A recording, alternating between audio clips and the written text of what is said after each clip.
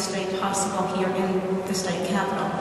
And today's a reminder that we are a part of the world when we stop to think about what it means to have AIDS ravaging the world. Before I came down here today, I was at home recuperating and watching Barack Obama in Kenya.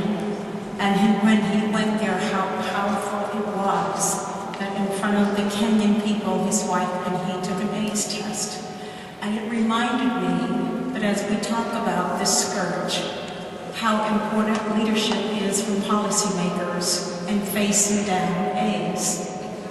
And I thought, if you are a leader, then how about do something really innovative like lead? As we talk to people and sometimes admonish people about not getting tested, why don't we, as policymakers? What if, for example, the legislators had a day where we got tested for AIDS? What if city directors?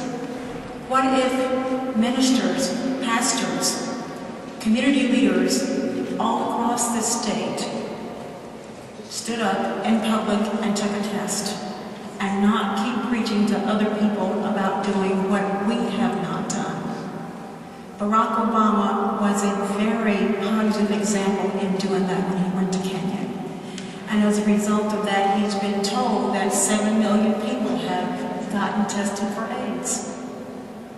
So I think to face it down, we have to be leaders, not just talk about it, but do it. The message it would send is that it is not an abomination to be tested. It does not mean that you are a horrible person to be tested. It would also give courage to the thousands of people who are so afraid we are going to talk about them behind their backs if they get tested and somehow, God forbid, if it's positive. We need to do something about helping to end these days of judgment, because there's somebody else who can take care of that. It is not we who should. So my challenge to all of us who are in leadership positions, let's think about it. Barack Obama is one man. In Arkansas, we are thousands of leaders. So thanks to all of you for doing what you did today. And I hope those of us who dare to call ourselves leaders and public officials will do our part. Thank you.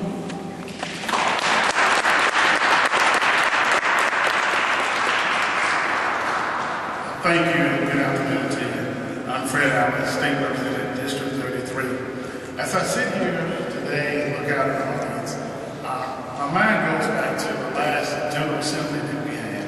In the 86th General Assembly, I was able to work very closely with Dr. Rochelle Smith, Dr. A. Smith. I had an opportunity to work with you, Willa, over at UMS.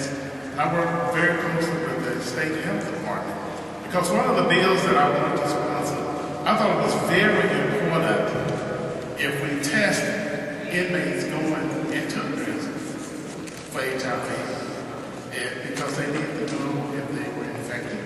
I thought it was equally important that we test them coming out. And so as a result of that, we were able to pass that. And I look out at the audience and I see my colleague, David Rankin, who was one of the sponsors of the bill. Thank you, David. As a result of that, now that before a person is released from prison, he or she must be tested. Also, during the last General Assembly, Joyce's leaders, we put together the AIDS task force, and they're now about to begin to give their final report to the Department of Health. So there are a lot of things that we're doing, but we can't do it alone. And I stand here today and ask that you all work with us, do your part in the community, get tested, encouraging others. And I hope and pray that during the next General Assembly that we can pass other legislation that will help eradicate this virus. Thank you.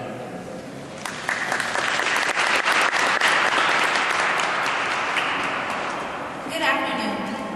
I am Shiesha Rucker, Miss Black, Arkansas, USA 2000. 2009. Sex education is an important part of effective HIV and AIDS prevention. It enables to acquire knowledge and develop skills that can be used to protect and promote sexual health through minimizing the risk that may be faced in the course of sexual experiences. An abstinence-based approach is the most effective part of HIV and AIDS prevention to sex education. The focus on teaching young people that abstaining from sex until marriage is the best means of ensuring that infection with HIV will be avoided and other transmitted infections and unattended pregnancies. And other important tips include regular HIV and AIDS testing, knowing your partner's status, taking the necessary precautions during sex that can keep you from getting a sexually transmitted disease, and being responsible. So let's all fight to educate our people about HIV and AIDS awareness.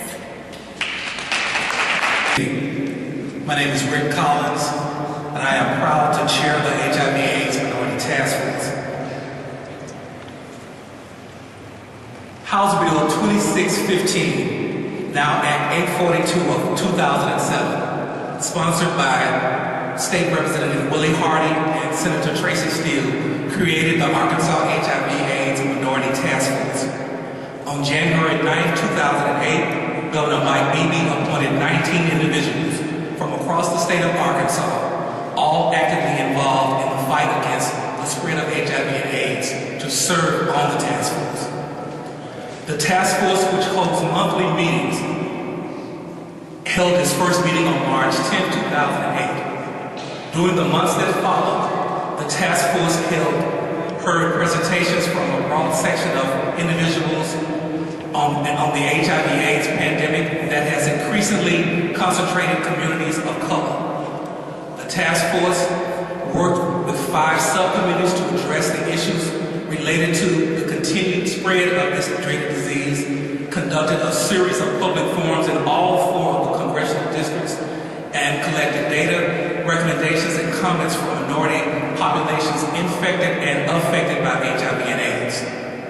This task force final report is timely in that it was submitted 3 months after the Centers for Disease Control and Prevention revealed startling new evidence regarding the HIV/AIDS pandemic in America. In August of 2008, the CDC revealed information that there were over 56,000 new HIV infections in the United States in 2006. That number, based on the new surveillance methods, was 40% higher than prior estimates. Women, African Americans, and Hispanics continue to experience a disproportionate burden of this infection. Since 1983, over 7,000 Arkansans have been diagnosed with HIV, 352 in 2007 alone. Arkansas has kept the pace with the national trend of HIV/AIDS and its ever-increasing spread in the minority communities. For example, the population in Arkansas is approximately 16%. However, 38% of the new diagnoses of HIV/AIDS are African Americans, and 41% have been diagnosed with HIV since 1989 and 2006. Act 842 of 2007 required 9 specific recommendations that the task force was to address. The task force final report provides and details additional recommendations, approaches, rationales, and solutions for each. I won't name them all, but I'll just share a couple of them with you.